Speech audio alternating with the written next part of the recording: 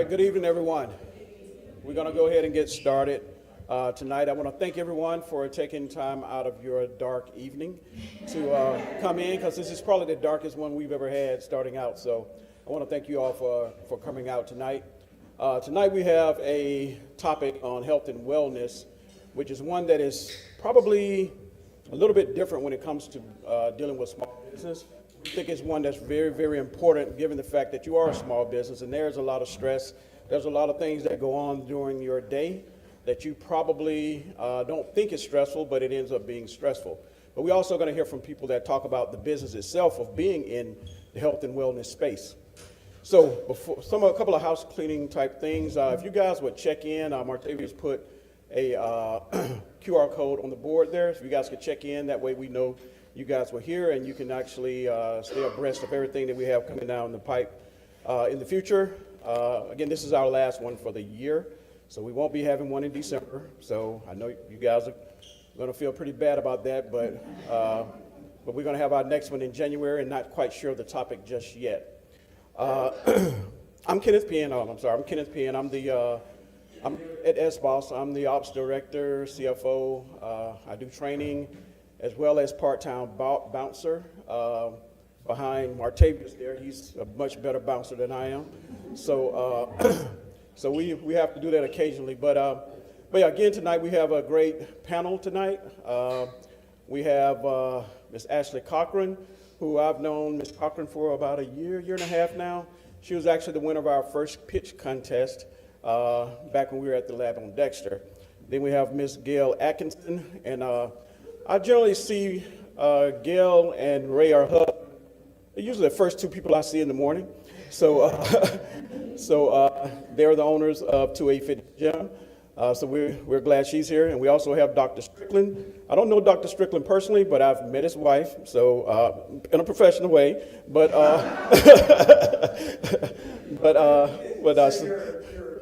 performing bouncer duty? Yeah.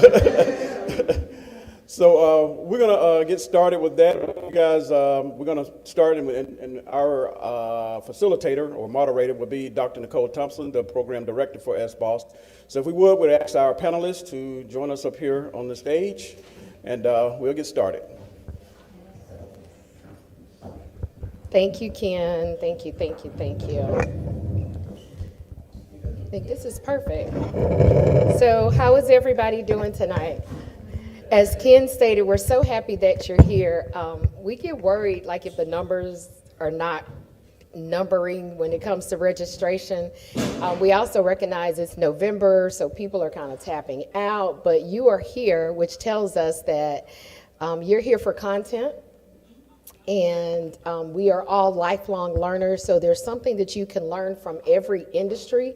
And we believe that whether you are an entrepreneur in medicine, counseling, wellness, from a physical standpoint, you have something to provide tonight. So this is truly an honor for me because I will give a little plug about each of you. Dr. Strickland, I've known for many years, probably the last maybe 10 years, and his practice was so different for me. He was not my primary physician, but I became privy to how he and his wife see medicine and see health. And it's from a plant-based mindset. And that changed my life. I took a class from them and didn't go back to meat after that. But he set his practice that way for a reason, and we'll hear from him. And then Gail, who is my favorite, one of my favorite people, as Ken says, one of the first people I see in the morning, not me so much, I see her in the afternoon or different other times of the day, but 2A Fitness has been really big in my life, whether I go regularly or be at home for months and then go back. Like, I just truly believe in what they have built in this community, and will always support them. And then Ashley, we met through the lab on Dexter when she went through one of our cohorts, and to see even the evolution during the cohort and the things that we went through and the pitches, and I want to say you won some money. I did. Yes, that's what I'm talking about. We come with funds as well, so that was really good. So to hear from you all today, it's really a great it's a great culmination of all of this. So the mixer is designed to be an education tool for entrepreneurs to learn from seasoned entrepreneurs, or if you're early in the game, we want to hear from you. So I'm just going to toss this first question out. Gail, I'll ask you first. I know we see the end product of 2A, which is a building with equipment, long hours, and policies, and I'm sure insurance, all of those things. Give us a quick overview of how you and your husband got started in the fitness industry, and when did you feel confident enough to lock in with a lease and say, I can make some money off of a subscription, because we subscribe, right? And that's one of the best models because you know what's coming in, you know, so tell us about your process. Well, 2A, well, wellness, the gym, fitness has always been an inspiration or something that I looked into or wanted to do. I've always been about fitness or just health and wellness. I'm not gonna say fitness, but health and wellness and, you know, nurturing the body from the inside. And I think that's where it all starts. And when I moved back here from California, I came with that mindset of saving the world, that, you know, we're gonna, you know, get everybody healthy, one person at a time. And I get here and you got all this wellness here, so, you know, you put it on the back burner. Then we had an opportunity, the gym was established from someone else. And after a year, they decided to just shut it down. I'm like, light bulb moment, here's our opportunity. Approached it with my husband, hey, let's buy this gym. And then we can make a change in the community with the people, because we wanted something different. We wanted a community-based type of family, not a corporate style where you just pay your, you know, money, come in, I don't care if you come back. We literally want to see you make your change and reach your goals and, you know, help you get off the medication, get off the diabetes medications, you know, bring the sugar down, you know, all those things. We want to see you really clear the mind, you know, make sure you, that mental health is important, and fitness is key in that. It's key to establishing that. So we wanted to reach, our biggest thing with 2A Fitness is community, is the community coming in and getting into that. So that was the base for what we do and why we do the way we do it. Yeah. If we don't see our, you know, we have a big senior community, as you know, which I love. I love my seniors, my babies. If we don't see them, we're calling them. Yeah. You're not going to get a corporate gym that's going to call you to check on, you know, Miss Walker. That's one of your marketing advantages. They're not going to do that. But if we don't see you in a while, we want to know what's going on. Are you okay? Is everything all right? We do cold calls. We've done DoorDash. You know, we're gonna be there to assist for wellness, mental health. We have people that you can call and talk to. We try to have. I know I got all off on your question, but you know, when you open that door on that. No, so let me say this. It's so important because I think the bigger picture is what you're saying is how the service that you provide for your people is a big part of your branding. Yeah. It's a big part of your branding. And I'm going to say this. When I told Ken about the gym, Ken was like, I don't like big gyms. I don't like this. I was like, trust me. Just go, because it feels like a family. Yeah. And it's just going to get you. And so whatever you all are doing, you're doing it right and you're doing it well. Well, thank you. And I mean, sometimes it don't feel like that. This is when you come to the entrepreneur side, because there is so much that goes into maintaining it and keeping it up, and just the people, you know. Gym is in any gym, in any business on a basis like this, is going to be come and goes. You know, people are going to come, they're going to leave. You know, so you got to stay innovative. You got to always find creative ways, which is why we have the smoothie bar. So we call ourselves the one-stop shop. You know, we got a little bit of everything in there. You know, from if you don't like the weights, we got basketball. If you don't like basketball, we got boxing. If you want to eat, we do meal prep. You know, we're going to feed you. We're going to make sure you're eating healthy, you know, because we have people with, you know, diabetics in there. So they can't just drink all this sugar in the smoothie. So we make sure we buy healthy products that they can use and they can take. So we try to make it, you don't have no excuse. Right. I'm not going to the gym because, okay, you got that. I'm not going to do this. I got that, you know. So you can't, I got my kids, bring them to the gym. And even for us, we're probably the only gym that let the kids work out too. Wow. We have so many children today, 10, 11 years old. Parents say they're on insulin. Yeah. He's 12. Wow. So exercise is important. So we recommend they bring the kids. They don't all want to go into daycare. We let them look at it. I want to go upstairs. You know, we have the turfed area upstairs, and we put the hurdles down. We just make them run till they're tired. okay, Mom, he's ready, take him home now. Right. But, you know, we just take the excuses out, because it's easy, we were just talking about it, it's easy to make an excuse for stuff. We'll talk ourselves out of anything. Well, you literally just gave us your marketing plan, honestly. Oh, I'm But, sorry. no, you should though, because I think what we heard was we're multifaceted. So we have childcare, and then we saw we had a little kitchen area. So you figured out, what do I need to get, through the city hoops to have a food and beverage? And then I figured out, what do I need to do to accommodate seniors? So that's many revenue streams happening at once. You mentioned something that I thought it was a perfect segue to bring Dr. Strickland in. You talked about getting people off medication and that sort of thing. Dr. Strickland, you have built your practice in a very untraditional manner. And I say untraditional because I don't know if I'm sure you prescribe medicine, but operating from a plant-based model. Talk to us about how you got there, and then how has your practice been sustainable with alternative medicine and traditional medicine? Because it seems like you're blending the two. Yeah, I guess that's true. I mean, for me, this all, my wife was leading us towards trying to eat a more and more healthy diet. And, we're both very academic nerds, right? And, we were looking for evidence, looking for guidance as what to do. And we had a very typical journey where it started out, I was eating everything. I was 45 pounds heavier than I am now. My weight was going up and up and up. And hit this spot where I was approaching the age where both of my grandfathers died. I never met either of them. Approaching that age, that stage of life where I was starting to think about being there for grandchildren and wanting to meet them, wanting to play a part in their lives. And around that time, some evidence came out that I found very convincing. The China study was completed, which showed very strong connections in the data among these communities in China, where in the communities where they tended to eat fruits, vegetables, grains, beans, people lived a long time. They didn't have diabetes. There were two communities of 430,000 people that over a 2-year span, they didn't have a single heart attack in anybody under the age of 65. And very, very little diabetes, greatly reduced breast cancer, colon cancer, prostate cancer, among many other things. I found the China study to be very convincing. It's just about the largest epidemiological study ever done. And since that caught my eye, and seeing it presented in movies where you can get a lot of information really quickly, like Forks Over Knives, The Game Changers, I think it's called The Invisible Vegan.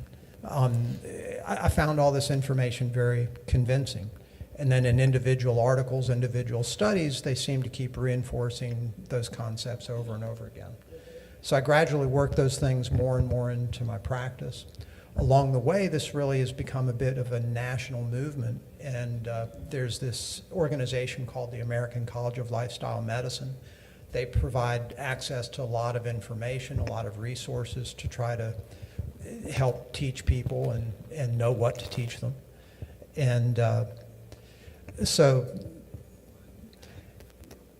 yeah, I've seen a lot of physicians at my stage of practice, at my age, kind of getting burned out and tired, and I'm not. I mean, I love what I'm doing. I believe in it very, very much. And hoping to do it for another 20 years or so is what I'd like to do. And, I definitely prescribe medicines. I am a traditional doctor, certainly ingrained in that. But I show people, shine a light down a path where a person has an opportunity to get older and healthier. And enough people go down that path to where I have the joy of decreasing and stopping medicines, at least as often as I'm adding medicines. And I find it really rewarding. I love my job and I love what I'm doing. That's good. And so we'll talk a little bit more about how you launched that firm in just a second, because I had a follow-up question. But Ashley, talk to us about your practice, who your primary client is, and when was that moment that you knew that I can launch out on my own? Because I remember your story, but we have a lot of clients that say, hey, I'm a licensed professional counselor. They'll do this. They'll work under someone while they're getting their hours. Then they'll work with someone while they're getting their feet wet. Then they get the itch. Like, I can open my own firm, but I'm afraid because do I know how to do the billing? What do I need to, how many clients do I have to make the rent? All of those things. But give us an overview of your journey. So it's scary. I'm scared now. I'm scared every day. Let's just clear that up. It's okay to be scared. Yeah. However, I don't like people telling me what to do. I never have. So my background, I'm a social worker. I have worked with children and families for many, many years. And the two things that I said I would not do when I got a doctorate was teach full-time, and I would not do therapy full-time, because I've always done it contractually part-time. I've done it, in my day-to-day work, and I was like, I don't need to do that full-time. That's not what I'm going to do. But what I started to see was a need for practitioners who were wanting to work with children who were, number one, experiencing all sorts of trauma from being in out-of-home care or foster care, and also someone who was willing to receive Medicaid, which was something that I really, really struggled with as a social worker working in other agencies. So I had my baby, and I was sitting down, holding her one arm, typing notes, and I was just like, you know what? I think it's time. I think it's time to, just try to, move forward and do something on my own to help serve this need in the community. Because I don't like people telling me what to do, I thought, I don't think I want to do a nonprofit.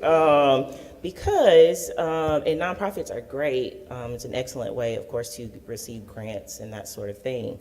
However, I wanted to have control over who I can help, how many people I can help, being able to accept whatever insurances I wanted to, no matter what the rate looked like, and I could help as many people as I want and as I'm able to. So that kind of helped me decide if I was going to do the nonprofit route or do the for-profit route. So I consider myself a social entrepreneur. I'm a social worker. I have values and ethics. I believe in helping my community. That's something that's really important to me. And I also like money. And I feel like, if I'm able to be successful and make more money, that means I can help more people. That's what I want to do with my money. And I want to help them the way that I want to. And so if somebody comes up and they're like, hey, I need a backpack, I need food, I need, whatever, like I can help people however I want to. There's not a whole lot of red tape that I'm having to kind of manage at this point. So I'm very, very thankful for that. As far as difficulties in terms of starting, not wanting to, figure out like, how am I gonna build this insurance company? And I lost so much money there's so much money that I probably, left on the table because that's not my expertise. I'm a social worker, and I can tell you all sorts of things about this, about your brain and how you're feeling, and I, can definitely handle that part. But when it came to the credentialing of insurance and all that, I found somebody who knew how to do it. Right. When I began thinking about, hey, I think I want to start my practice, I picked up the phone and called a classmate whose practice has been thriving. And I said, hey, I see what you're doing over there. What did you do? Like, he, talked to me about it. So I think one of the things that I hear a lot of, and this is a social media thing, where people are like, don't tell people what you're doing, move in silence. All right, if you, find out how much you're gonna learn if you are, moving in silence. So certainly I'm not, writing things on the wall because sometimes I don't know what it is that I'm going to do, but I'm never afraid to share my vision with people who can possibly help me. And so that is what has really helped me be able to navigate the things that I don't know. I pay somebody who helped me find that money that was left on the table. She is very skilled at credentialing with insurance and also billing. And so somebody does that for me so that I have an opportunity to also do other things. So one of my big tips is, yes, when you are a small business owner, you are the janitor, you are on call, you're doing all the things. But when you get to a point where you can find someone who can do the things that they are experts at, that lightens your load so that you can help more people. If you are the only person doing all the things, you're only gonna do one of those things really well. But if I have somebody who's really good at doing this, somebody's really good at doing this, then I can do what I do, and that's work with people. That is so good. I mean, you just summed it up. We talk about a lot in here about hiring your weakness. Like, you have to hire your weakness. And when we say hire your weakness, people will say, well, financially, I may not have it. You may have to get creative. You may have to do some bartering. You may have to do some part-time help to help you understand, I don't know how to file insurance, but that should not be a barrier to you opening that firm. Right. You know, because I'm sure that there are some agencies. Go ahead, Dr. Strickland. And I'm not sure if you found this. It sounds like you're really fortunate in identifying that classmate. But when I was in private practice myself, I was having to, look, I'm like you. I know how to take care of patients, but take care of money and insurance, I don't. And I was fortunate to be able to hire some people to help me with those things. But when you hire people, one thing I found is that when you hire people to do tasks that you do not want to do, you're probably not going to be hiring people that think like you do, or that you would necessarily want to have dinner with, or that you feel real great after chatting with them. There's people with different skill sets and that just approach the world in a different way, and it takes a lot of diverse mindsets to make a business work. And I wish I knew that. I wish I had been ready for that a little bit more than I was. Wow. I'm gonna sit with that for a minute. Being ready for the diversity of thought is so rich. Ken and I do a lot of talk about, we think so differently, but we locked in all times. Yeah. And I want to be challenged, and he wants to be challenged. So as business partners, I don't need somebody that thinks like me. Now, there's a common leveling ground somewhere in there, but how wealthy are you when you have a diversity of thought on a team that you're building, or in your entrepreneurship journey? You don't need everybody to agree with you. Everybody doesn't need to say yes. You need someone to challenge the thought process. And I think that's when you know that you're winning. So whether it's a marketing campaign or whether it's about budgeting, we have blind spots. We all have blind spots. And so thank you for sharing that, because that, you have to be ready for it. You have to be ready for the diversity of thought. That's good. Yeah, it's kind of like a perfect marriage isn't necessarily two people that are just alike. It's when you complete each other. Right. That's perhaps a better marriage, and that kind of carries over to business relationships, perhaps. And in my experience, it was a little bit more profound. So I'm going to switch gears for a second, because there's a question that I wanted to ask in here about pricing, which is the ever-looming question about pricing my services. So we know, like in the health and wellness, I'm sure there's a standard, there's a state cap or what you can charge. But the question asks, many wellness professionals struggle with pricing. How do you determine the value of your service while remaining accessible to the community? Ashley, you want to jump in? How much per hour to get counseling? So I really struggled with that initially. And I had to really just kind of think about the organizations that I've worked for, starting from when I was 16. I used to work at McDonald's. And the owner who owned these McDonald's stores, he and his wife had several stores in the Tri-County area. And he was so strict. Like, if you took a pickle that you didn't pay for, you were on your way out the door, right? If he was looking at the budget and he saw something was off, well, we're gonna take the ketchup out of the lobby, we're gonna hand people ketchup. And so none of that stuff made sense to me. And then I got to another organization and they started talking about billing for services and the amount of time that you're working and how many clients. I'm like, oh my gosh, can't you just help people? But then I started also thinking about other things like church. Church is a business, right? And we don't want to think about that. Now, I'm not with that, close the door type stuff, but church, because baby, open the door. But church, is a business. And how would you feel if you went to church and there were no lights? Yeah. What are we doing in here? There's no lights, there's no air in Alabama. Like, that's not gonna work.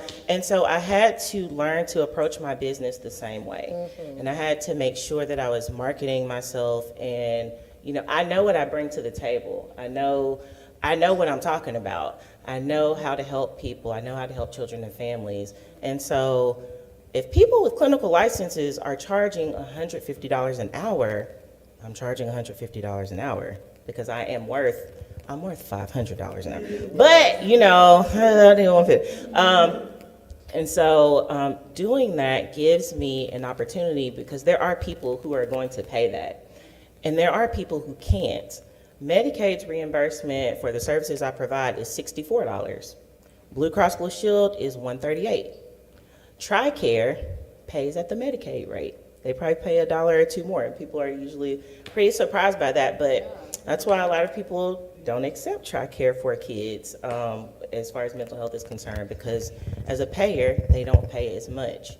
But because I do have some Blue Cross patients, I have some self-pay, I have contracts that I will do with other organizations and companies, then that $64 that I'm getting, from Medicaid clients is fine. And so that is what makes me accessible to the community, making sure that I am accepting this insurance that other people are not accepting, so that children are getting $150 worth of, that's what I bill Medicaid. I don't change what I charge. That's the price. If they pay me $64, then that's what it is. Because I can't tell them what to do. But that is how I make sure that everyone who's able to get the service gets the service.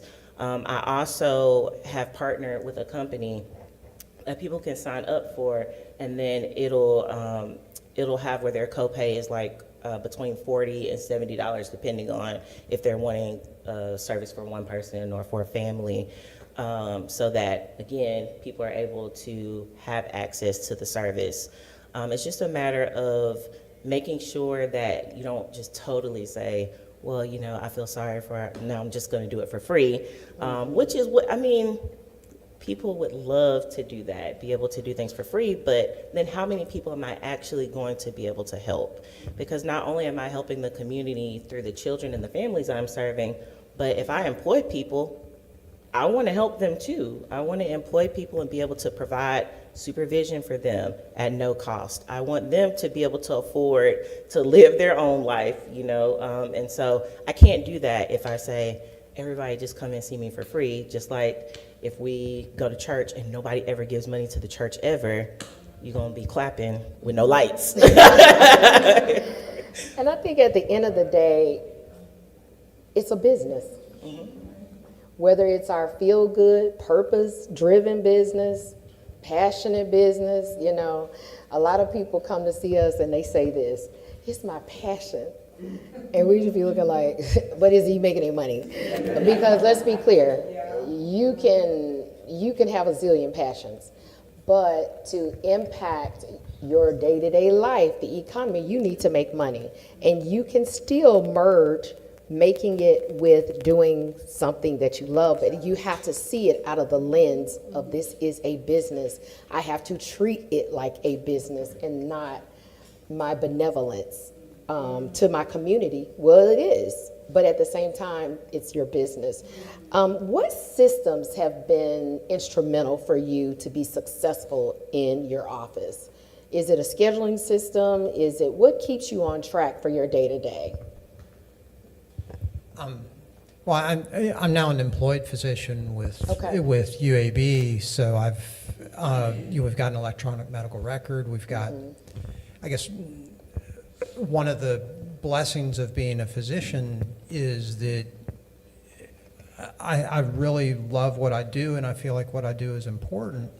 And what I do is amplified by 6, 7 people per physician. The people that check in at the front, the people that bring the patient back, the people that do the labs after I see the patient, the people that do the X-rays upstairs, the billers, the insurance experts, and things like this. And all of these, from my perspective, are in place to amplify what I want to accomplish with my life. And it's just really awesome. Now, what things are, this isn't quite where you're going with it, but I was a solo practice, my own business, a mom and pop shop, a physician's office for 15 years. And things changed. There's things out of your control, like Ashley was saying, that, you can bill Medicare and Blue Cross, whatever you want to bill them, they're going to pay what their rate is. So your pay is really kind of set, and if you're going to make a lot of money, you're going to see a whole lot of patients, or you're going to have some sort of procedure that they don't cover, so you can charge the patient whatever you want. And in 2017, things really, really changed, and in how they pay you, and you had to prove that you were generating value and stuff like this, and it basically had to have an electronic medical record. And for lack of those systems that could do things, I never found an electronic medical record that I was ready to jump in and pay a fortune for and go into debt for. And so me and another about 9 physicians in the community went from our privately owned practices to being employed in around 2017. It's good to know. That's good information. Gail, what systems, because I know you all got all kind of systems. And I think for me, because I'm coming from a finance background, that's my forte. That's my thing. Everybody else is, thinking of other things, race training, and you don't see it like I see it. So when I come into it from a business standpoint, that was my first thought. And I have for 2A, we take all the insurances for the seniors. If they have Humana and all the secondary insurances, so we take all of that. Of course, our standard membership is $25 a month. Based on that, it's been that forever. And I've tried to be competitive with the other gyms that are out there, the $9.99s. And when you upcharge on them, they're higher than we are. But people say we're high. I'm like, $25 a month for what we offer is not high at all. It's not high at all. Now the insurances, I'm with you guys on that. I can take Blue Cross Blue Shield, and this is because they're my seniors. If my membership is $25 a month and they offer me $15 for a senior to come in there, ride a bike, meet people, get healthy, I'll take it all day because that's the community part of it. So it doesn't bother me. And I have gyms that don't take the insurances because they feel they don't make enough money. For me, too, that's why I find other revenue streams. I was going to say, because if that senior comes in at that $15 rate, it may be lower, but they may be buying meals. It may be smoothies. Actually, they train. You really built a beautiful model there with the multi-pronged access for clients, but also as revenue. Yeah. And I think we miss an opportunity in business to think. We may think linear, but there are so many ways that you can expand your services. And so I really want to challenge you to think, okay, if I am consulting or if I'm seeing clients, what is that one stream of income that I know is going to come other than the traditional route? It could be offering the one-to-one coaching for $85 and book me now. I've seen that on people's site. It could be speaking engagements. I offer this. I think you lose a lot if you just stay, this is the one service I provide. I do believe maybe your first couple of years, you may want to perfect one thing, but then think of other ways that you can build upon your services. and then you will have a model such that you all have at 2A. I think it's brilliant. We're always trying to find other areas from the trainers doing boot camps, just finding other things that they can be creative with. You know, we have a big facility, so they're outside, they're inside, they're upstairs. Do you have to pay for that line dance class? No, you know, that's another so beauty. good. That's another beauty, because the teachers that I have, they just come and teach, and that's why I let anybody come for free, because I don't have to pay them. They want to just give back to the people to come and Wow. dance. That's a free class. You don't even have to be a member to take it. Just come to the class, just dance. And then just have guess a good time. what? You're going to get hooked, and you're going to be like, I want to And then work they- out here. And they do, and then they join Such the a great gym. marketing strategy. Exactly, It's exactly really right, good. yeah. So we're always trying to be innovative on everything that we do. I'm always thinking of new things to do. I've had a physical therapist in there, you know, doing stuff, you know. We had a massage therapist, you know, and but the good part about that, they all coached themselves and went into their own business, which is the Wonderful. blessing, because, you know, me giving them the space to start, Yes. and then they go out and do their own thing. That's like mom's child going out and, all right, new That's goals. so good. So I'm always grateful when I see that. If somebody comes to me now, and I was actually thinking of switching the daycare to this, and I'm like, no, but when my baby's gonna go, I'll just make them work out, and I can use that space. So I'm always trying to utilize the real estate I have within. My old office I don't even use it anymore because it was the modeling, massage parlors. That is so so good. you just gotta be creative with everything that you do, because the gym business it fluctuates, so I can't base my gym on membership, because people come and go. And if I did it off just membership, we would have been gone. I've been there 14 years now, when I Yeah. was told I wouldn't be there at all. So, Wow. So it So you can't do sounds it. like you all have consistently challenged your strategic model, and that is so good. I remember during COVID, one of the things that I'll never forget, you remember we had a 4 a.m. crew. Like, why? I don't know, but still do. I know they're still there. I'm not at 4 a.m., but I remember needing weights, and you were like, either you or Ray were like, come get weights, just bring them back. So Yeah, going that's the right. extra mile with your community service, or how you serve your community, along with a great product, along with great systems, all of that is building the most excellent model. We still do that. We still, people, if they've been hospitalized and they can't come to the gym, I got a little sheet now, we rent it out. Not rent it out, but loan it out. Like, Yeah. okay, you need some kettlebells, what number, what size you need? We'll take them to you. Yeah. We'll take them to you, and then we go back, pick it up. I mean, if it's gonna get you to work out and be healthy, we'll come to you. I mean, it's no excuses. That's my thing, is stop saying what you're not gonna do. Yeah, and see, you're seeing it like that, and what I'm seeing it from the lens of, that's some serious branding. Because I'm gonna tell everybody, this is my gym, and then they're gonna join, and it's the word of mouth piece that keeps the membership flowing and flowing. Ashley, what systems have been critical to your success as an entrepreneur? Definitely my electronic health record. It's called Simple Practice. It's worth every penny because not only does it house my progress notes for clients, but whenever someone calls in, I can do their intake. I can send them all the documents that they need to complete. It comes back to me electronically. It sends them reminders. It can do it text, email, phone call, and it's all going through Simple Practice, not me. My biller uses it to do the billing, so I can also see, because that's another thing. Yes, you want to hire someone to do the things that maybe you're not the best at, but you need to know something about it. Especially when people are touching your money, you need to be able to see it, make sure it's going where it needs to go.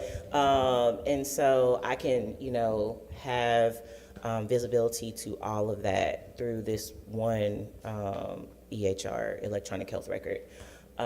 So yeah, I think that is, That's good. yeah, it has all of my clients synced, like the calendar is synced to my Apple Calendar. So anytime someone is scheduled, or if they go online and schedule through my website, it all comes to my phone. So I can look at my phone and I know what's coming up, when it's gonna alert me, it's gonna alert them. And that also stops a lot of people, oh man, I forgot, my kid had an appointment with you. And so, and then also talking about the money. So I talked earlier about what it's like to kind of figure out how you do your pricing. But the other thing is that sometimes it's hard to ask people for your money back. So it's like,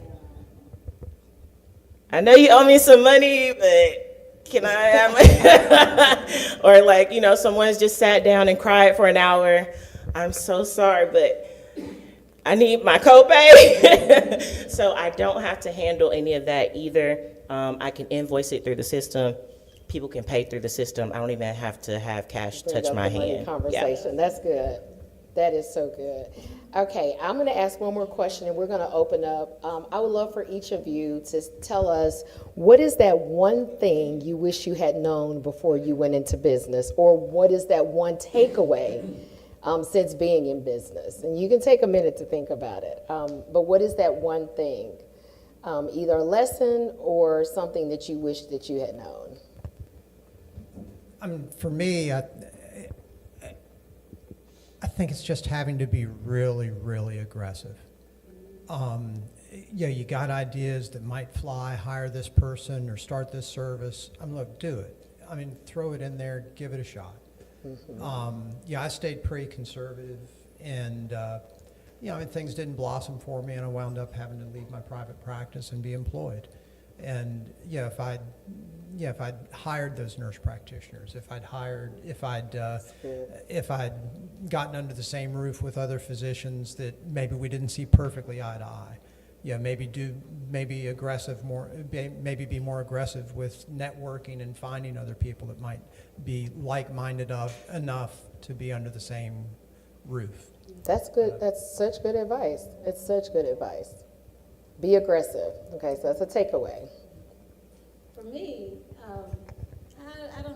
I've never had, this is the first, well, being in business and being a business owner and dealing with people, you know, the one-on-one contact. And I'm a personal person, I talk to people all the time.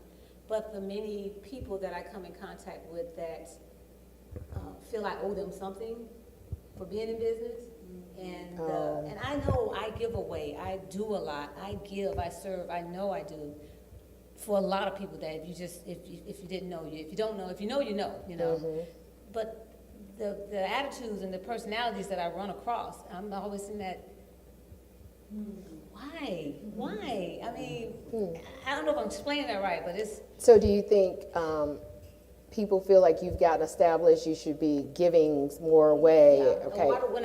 I'm a good at saying no. Okay. I learned that. I mean, I don't have a problem saying no. Yeah. I mean, because I know when it's real. I know when it's genuine. I know when I'm being used. And you So I know don't what have it a problem costs you saying to no. give the service away. Exactly. At the time. And I do a lot of that. And Yeah. and I like doing that. So it's not a flex to give away because I know I'm gonna get something back. Because if I know I'm helping you because I give it away, if you knew how many people coming in that don't have memberships, but they come in there faithfully, and I think about if I would add up what I would get from that person versus the one I have to chase and then I get cussed out because I'm asking you for my money, you know? You know, that Okay. type of stuff. I'm like, but God, why? Yeah. You know? So I that- think the takeaway in that is I don't when- want to deal with people when they come to me. exactly. When you have a service, people will ask you for free things. Is to your point, we have handbags. People are always like, can you give us one for this raffle? Can you give us one for this? Can you give us one? And that's product, and product costs. So there's a process in place. And this is how many we will give away each year. Like we have to set that we will only give away 3 bags a year. And we need a letter, there's a process. We need to know it's a tax write-off. There's a process because people see it and they don't recognize. And I don't even know if they even understand what it costs you. That part. That, And yeah. that's why I say that, because when you give away and they don't think about that, if you come to me, I done bought plenty of bags. Mm-hmm. And I'll get people say, well, that's too expensive. Okay, that's her cost. That's her price. Yeah. I want to support her. I'm going to pay her cost. If you had a business. And you Or said everybody's not your client. Right, and if that's your if I come to you and I'm gonna support, and that's your cost, I don't question people's cost because that's what their cost is. Right. If I don't want to buy it, I won't buy it. I'll say no, not this time. But I just think we're supposed to support each other like that and stop trying to downsize everything. Come on, give me a break. I've never been one to do that. It is what it is, and that's your cost. If I want to support you, that's what I'm gonna do. So Yeah, that's that's the good. thing. Maybe that's it right there. That's what I don't get. And I don't like. 'Cause Yeah, and it's a delicate balance because if you're trying to get your name out there, like you're a veteran now, but for those companies that are trying to get your name in the marketplace, you'll grapple with, well, maybe I should sponsor this, or maybe I should do this, but I think you have to have a system, or you have to have a formula of how much are you going to give away? How many times am I going to go speak at this school? Because that's time. And my time is my greatest commodity. And so to give it away all the time, it's not fair. And you can't, it costs too much. Yeah, you know how we do member appreciation, first Monday of every month? That's like the best time of the month for me. It used to be off the chain with that, because we would have vendors, if you had a business, you had a business, you had a business, come set up. A lot of places are going to charge you, you know, a setup fee to set up. Just come set up. Tell people where you are. Again, it's a networking for both of us. Tell people where you are. Display your product. Now you got to have your reseller permit, peddler's license, because the city will come in and make you leave. they do that now. But even so, come in, set yourself up, sell it. We don't charge you anything. Just come in. We want to see you win. That's just another avenue of giving back to the community. That's why we have when I'm telling you about when we have the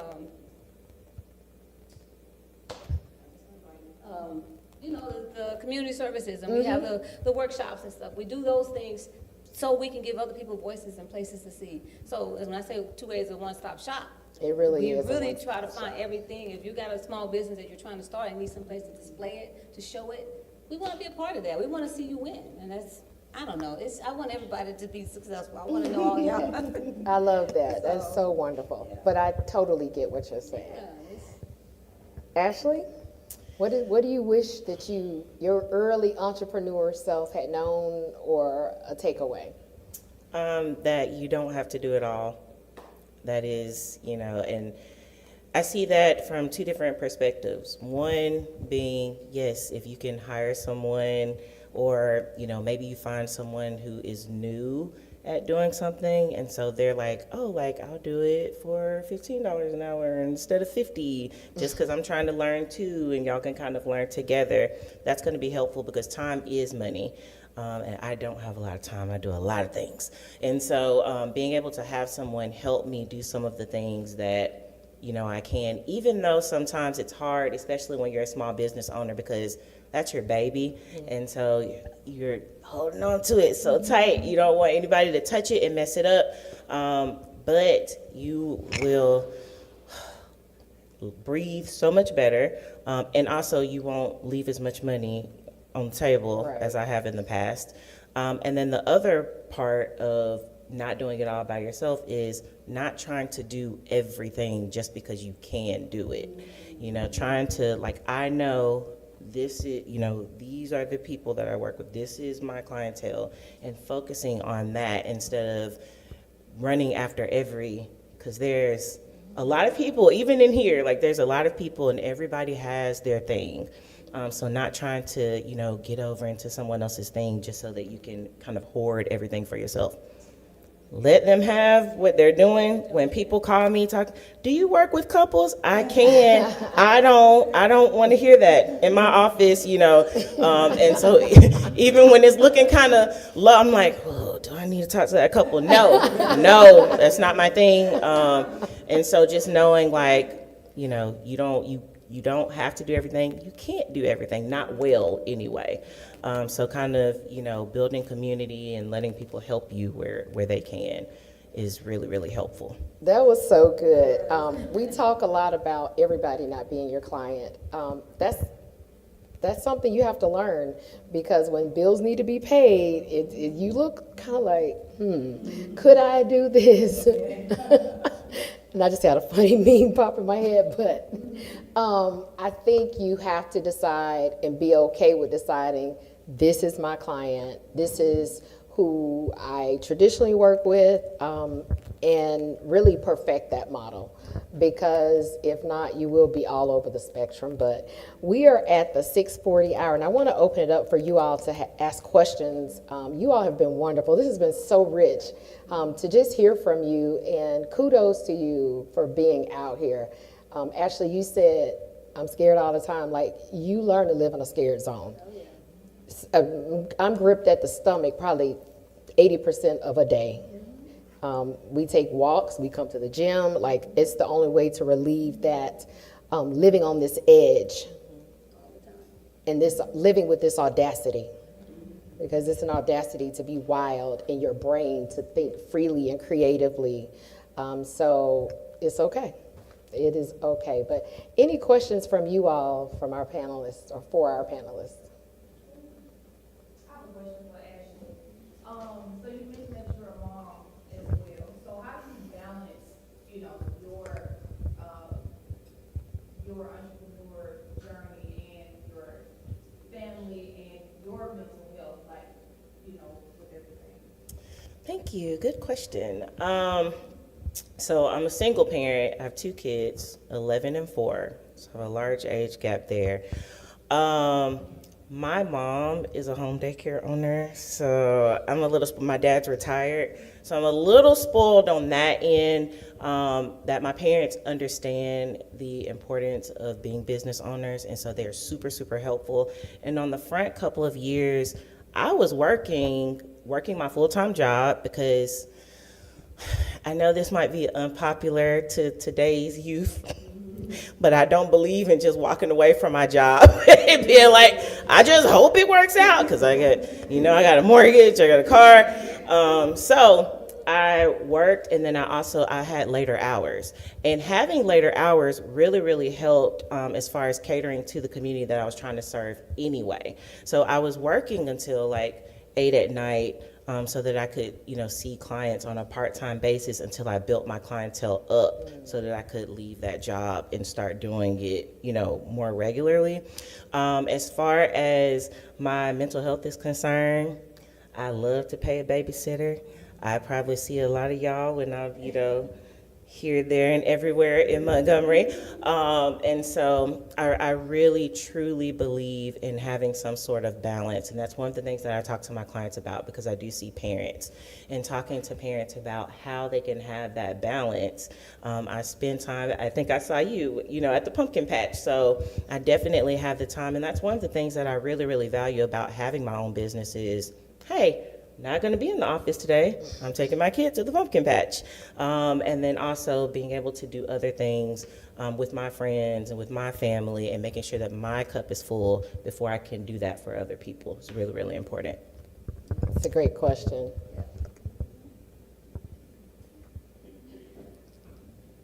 Oh, I'm sorry. Go ahead. I'm Nichole. I'm a self-published author, and first of all, thank you all, because this is very beneficial information. I'm an advocate for holistic medicine, so you all gave some beneficial information, so thank you for this. And first of all, what was the most challenging obstacle you faced transitioning into the field? And because I'm spiritual, so I'm going to speak based on spiritual seasons, because we all have different seasons of warfare. So how do so what was the first challenging obstacle you faced transitioning into your field, and what is the most challenging thing you deal while you're in your field? That makes sense. Well, for me, the lease, having that overhead, going to something as large as, we didn't start out, in a personal training studio and then build into that. He wanted to close it, I wanted to buy it, and then I'm like, oh God, what did we just do? That fear. But on the business side, I understood it, so I already knew what I was up against on that level. So I just kind of did my research, and we're gym saturated here in Montgomery, can you believe it or not? Yeah. And so trying to be competitive, I tried all of them. We did we tried the $10 thing, and for 90 days, I said, this is not gonna work, I'll be closed in 6 months. I'm not a $10 gym, don't wanna be, because I care too much.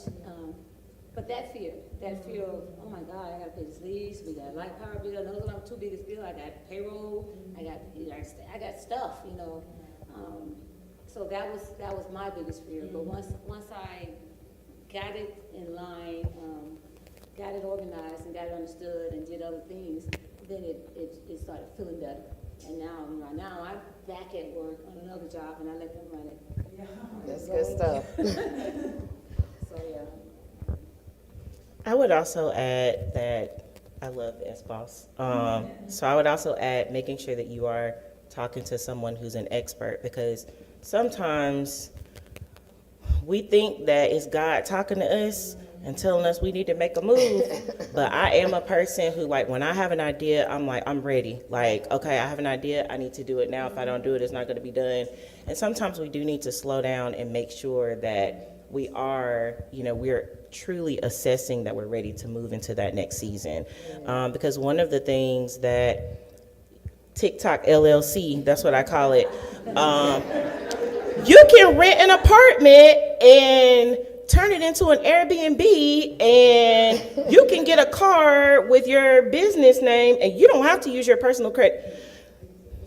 Talk to experts. Thank you for that plug. Making sure that your personal finances are in order before you leap out and, think, okay, I'm going to be able to do XYZ in my business's name, even though I haven't done anything, with my personal finances. So just making sure that you have someone kind of help you assess if you're ready for that next season. Thank you for that infomercial. So I'm not totally sure it answers your question, but where my mind went as I was listening to them, I listened to this comedian who's embarrassingly vulgar, but he puts out some good life advice sometimes. And, what is perfection and what is happiness? It's the current moment minus expectations. And, I had these visions of being a doctor and having a lake house and having a fancy car and not having financial worries and stuff like that. And I haven't found it to work out that way at all. But then it took me a long time to realize that when I see the people that are living that life and having those advantages, they're doing things I don't want to do. And really the trade-offs I've made are trade-offs that I accept because I like guiding people down a path towards health and prescribing less and less medicines instead of more and more and helping people get older and healthier. These are things that I really like, and honestly I like them more than I'd like a lake house and more than I'd like a fancier car and things like that. So I think happiness is the present moment minus expectations. If you can let go of those expectations, you've got 3 examples up here of people that are doing what they really, really love. And I once thought capitalism would lead me towards being wealthy if I'm good at what I do, and I do a lot of it. But I think capitalism is a little different, and maybe it's perhaps even more beautiful, that it makes it possible for me to do what I love, what I really care about, and get by. That was so deep and profound. Thank you, Brian. That's so good. I left out the vulgar stuff. You should have added it for a little spice to the conversation. Yes. I'm gonna go a little different path here. I appreciate you guys being here. You guys are kind of in that space of mind, body, and I guess we use the word mouth or stomach and but I think most new business owners or seasoned business owners, a lot of times we sacrifice those 3 things all the time for the sake of the business. I know I did it, and as I got older, and some people used to tell me all the time, Ken, you need to sleep more. I was sleeping maybe 1 or 2 hours a night, just to kind of work. But as I got older, I realized that, hey, sleep is pretty fun. So, so in terms of that, how would you advise the new business owner or the seasoned business owner in those 3 areas of mind, body, and nutrition? I guess I use that word better than mouth. Oof. That's loaded. Well, me, I believe in, mental health. That's what the gym is for me, is mental health. So I believe you have to prioritize you first, before you can do business. Because if you're not in the state, the right mental place, your business is not going to be, your finances is not going to be, because they go hand in hand. So to make all of that work, you got to be in your right, because you can't give to anybody else if you're not, 100% there. So finding that peace for you, 30, 45 minutes, an hour a day, like when we in there 4:30, 5 o'clock in the morning, that's our time. Until Ray gets on that intercom and say, yeah, you need that front, Yeah. So you got to find that peace for yourself to just, refocus, find some clarity, and then you can sow into the business, and then everything else will fall in place. I mean, that's how I do it for me. I'm me first.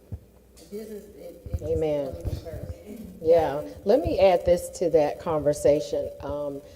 There was this, let's see, how should I say it? There was this energy around grind culture. I reject grind culture. I do not want to be grinding. But remember when it was big on Instagram, it was big on Facebook, like grind until I got grinding is why? I don't want to grind. My ancestors grind. I'm not doing that. I want to work smarter, not harder. So what systems need to be in place for me to do good work and debunk this notion that we always have to be toiling? Yes, we have to work 100%, but we are also big on taking vacations too. I am very big on getting out of here because I can't give this city or community what it needs if I don't have it. And for the creatives in the room, creativity is fueled by experiences. It's fueled by seeing things, exposure, being around other people. And I can't do that if I'm grinding in this business all the time. So reject grind culture, because that's the whole thing. I think people are now on the rest thing. I do think they're on rest, because you can't be resting all the time either. There has to be some balance. Yeah, all this rest, you can't rest all the time. I think structure, time management, Yes, are very important things. I'm sorry. it's me. Was it me? Okay. Structure, time management, and being consistent. And so if I do, and I am taking a vacation, my birthday's in December, so at the end of December, that week before Christmas, I'm off until New Year's.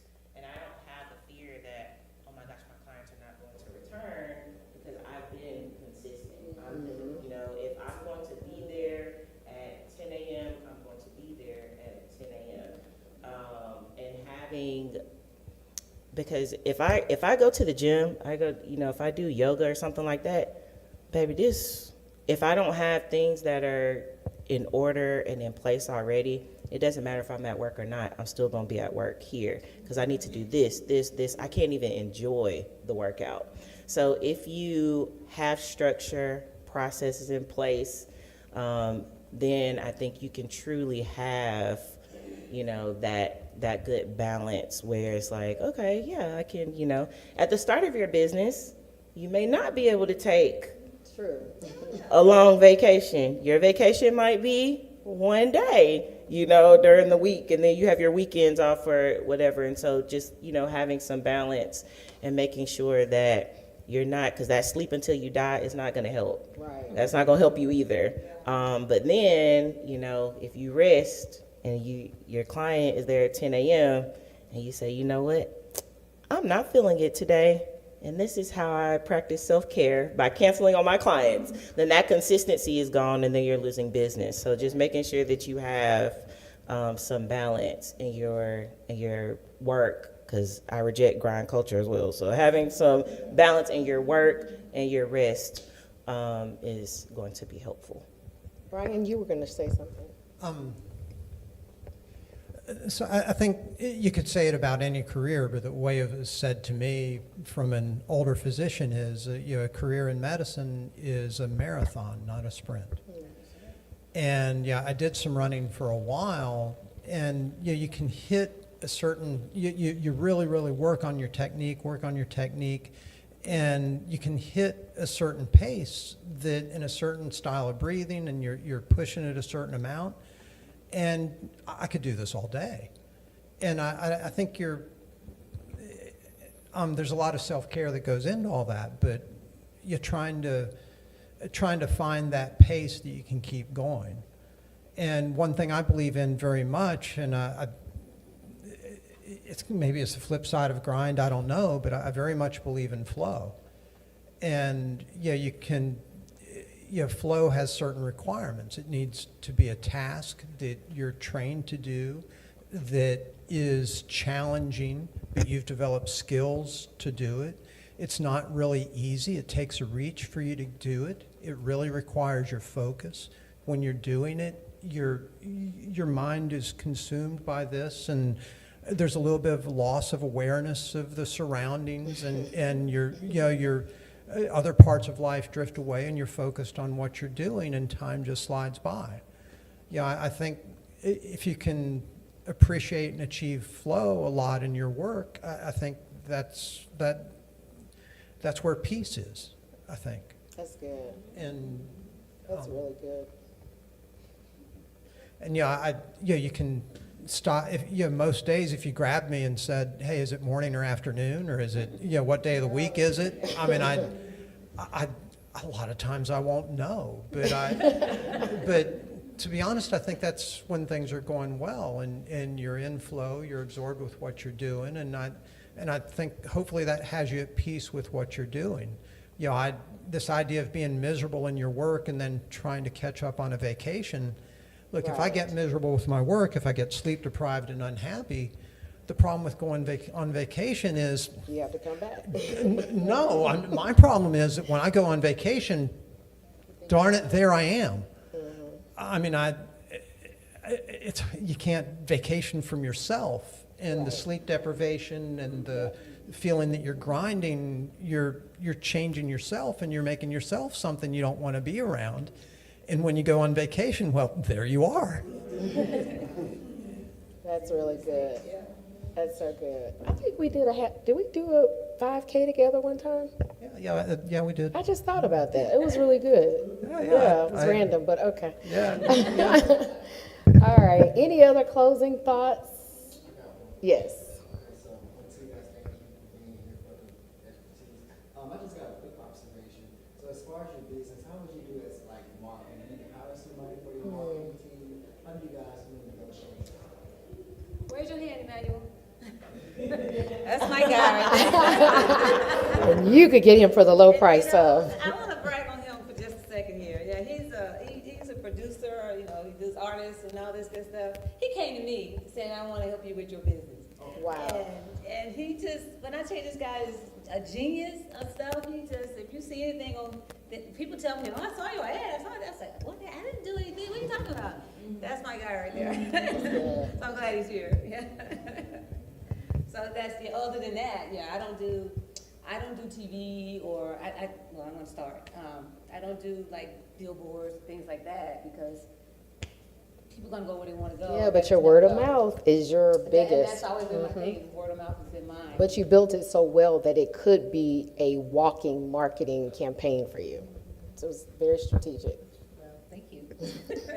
But that's my skill. That's how I do it. Yeah. I hope that was good enough, cause no, I'm kidding. So I'm old, and I have my flyers, and I have my cards. I don't, that blink, the thing on the phone. It's on there, but I don't, So I'm really big on relationship.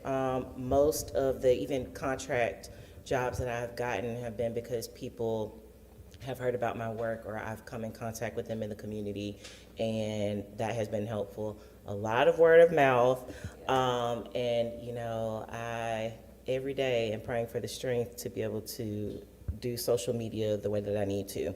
But a marketing plan is super important.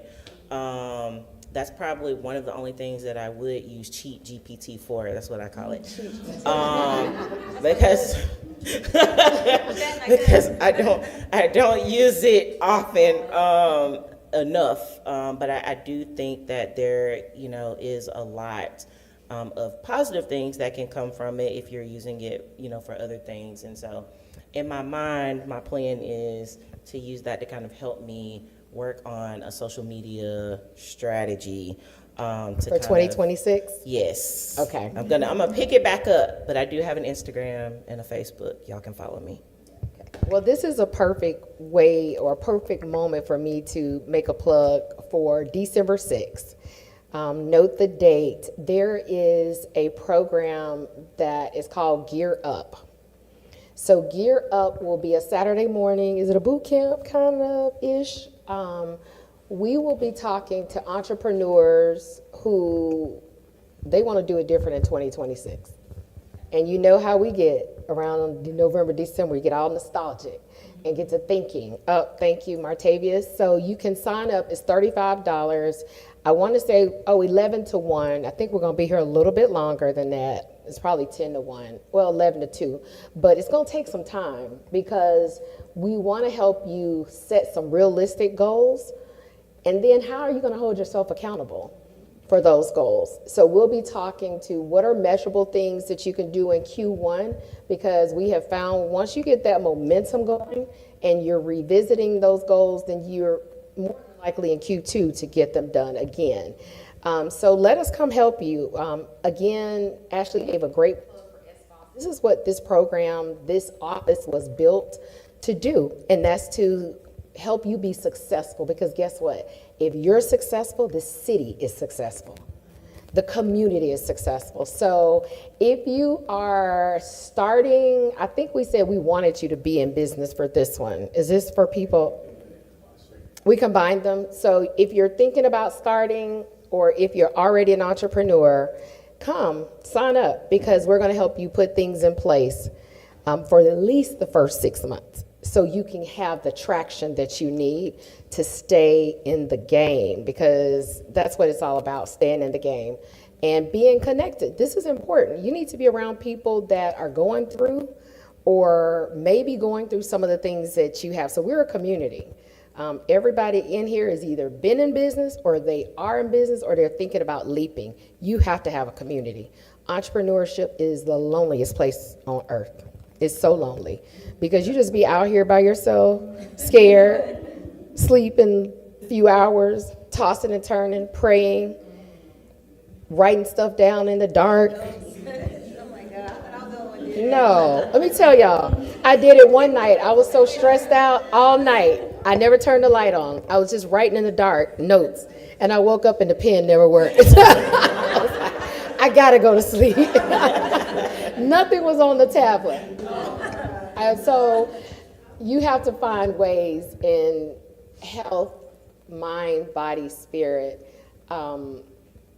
All of that's so important, because you can't, if you're a fragmented entrepreneur, you're not an entrepreneur that's going to be effective. And so we hold each other accountable. Like, I didn't see you at the gym today. I'm like, well, I went later because I can go at 2 p.m. if I need to. But we do that because I want him healthy. You want me healthy. We want Martavius. Everybody needs to be healthy, because the body is a machine, and I need to treat it as such. Is a Bentley. I want it to be all the things. So thank you all so much.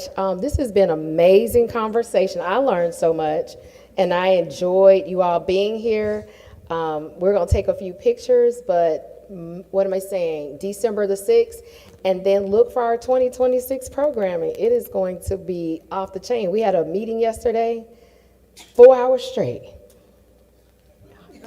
4 hours of planning and even evaluating ourselves. What worked this year? What do we need to change about the mixer?